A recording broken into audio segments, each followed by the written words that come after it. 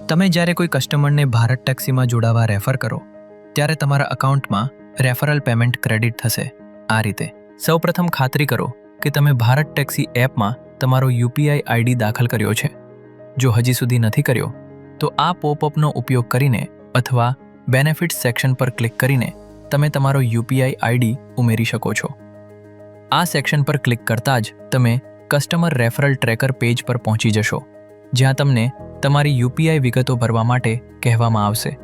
અહીં ક્લિક કરો અને ફક્ત ₹1 તમારા પસંદના યુપીઆઈ એપ દ્વારા પેમેન્ટ કરો, જેથી અમે તમારો યુપીઆઈ આઈડી ઓથરાઇઝ કરી શકીએ.